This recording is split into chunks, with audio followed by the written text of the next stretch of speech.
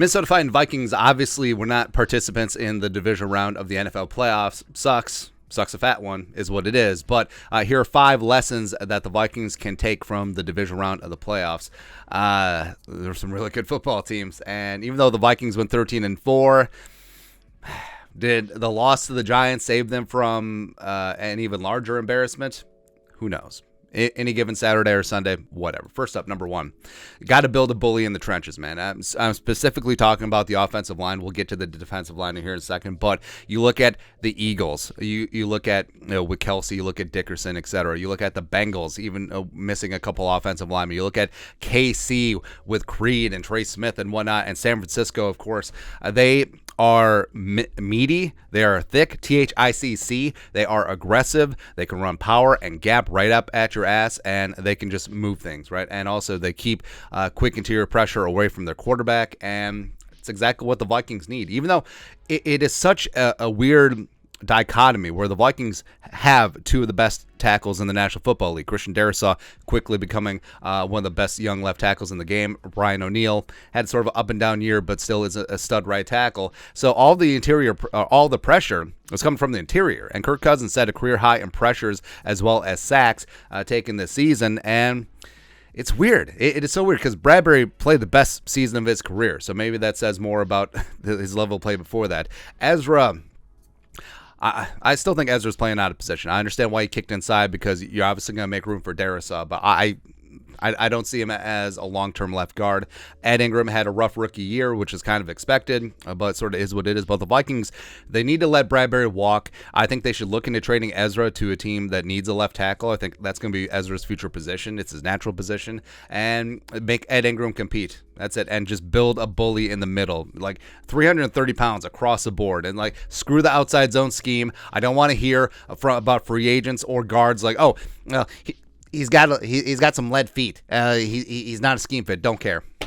Just build a monster on the inside, protect Kirk Cousins, and run the damn football. I mean, that's it, man. That's exactly what all these teams have in common. Next up, number 2, speed on defense. So the Niners defense, of course, is the best in the league. You saw what they did to the Cowboys overall. Philly just got after Daniel Jones' ass, sacked him 5 times. Cincinnati, what they did against the Bills and Josh Allen is an absolute masterclass. So speed and aggression, and also, of course, Kansas City, very opportunistic there. But it's just night and day. Like, you see Fred Warner of the Niners running with wide receivers, and you see the speed and aggression that Philly has on the back end. Same thing with Cincinnati, where the Vikings didn't have that.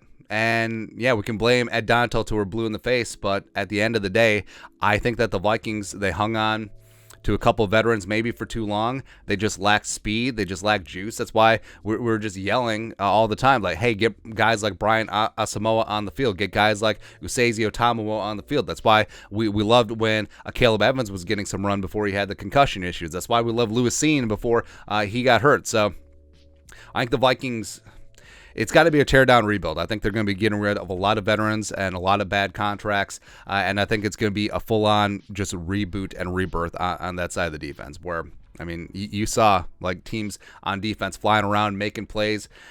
Vikings didn't necessarily have that this year. And I do think that the glut of last-second defensive turnovers that help save games, I think that really colored the defense in a much brighter shade than it probably should have been.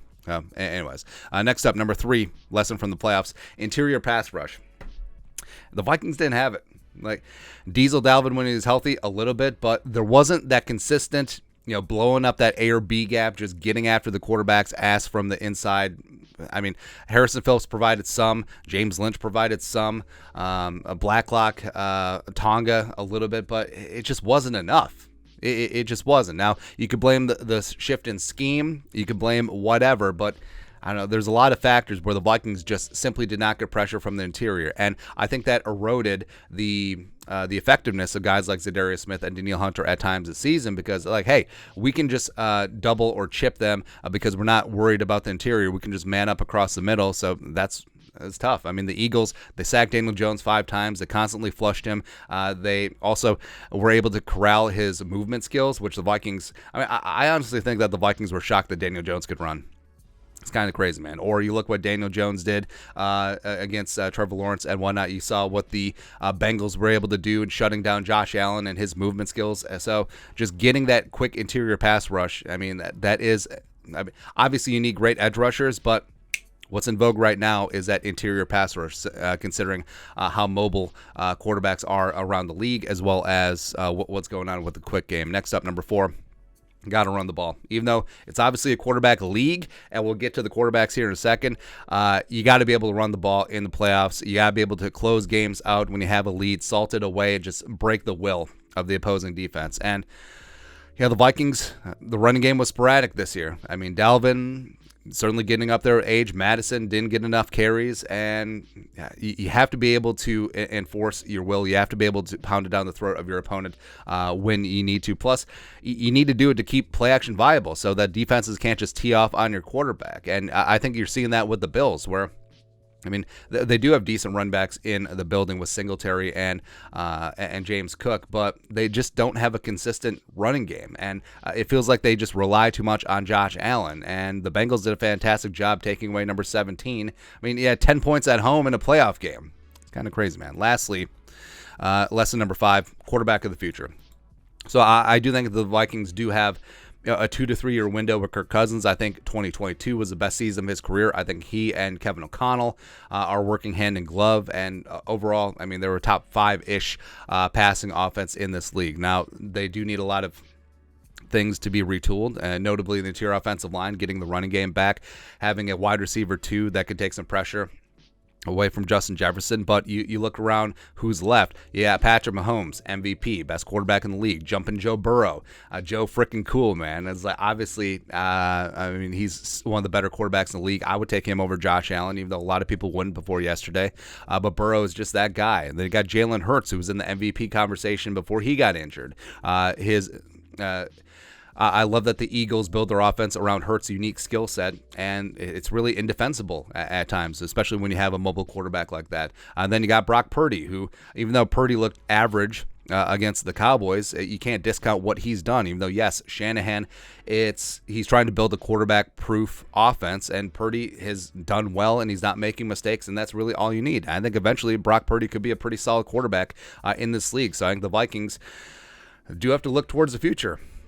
Like, even though they're bereft of draft picks right now and have a lot of needs all over the place, do they move up if the right guy in the draft falls and have him sit behind Kirk Cousins for a year, maximum of 2, and then look towards the future? Do they inquire about a trade of Trey Lance or another young quarterback who hasn't gotten the time of day with their current franchise? Zach Wilson. Maybe not so much. Bring home the pride of Marshall, Minnesota, who the Gophers should have offered, by the way. But it's what it is. Anyways, that's it. That's 5 lessons that the Vikings should take away from the divisional round. Let us know your thoughts and our thoughts in the comment section below. Subscribe for daily Vikings takes. Once put the work, put a little something in the Venmo. But till next time, Skull Production Value.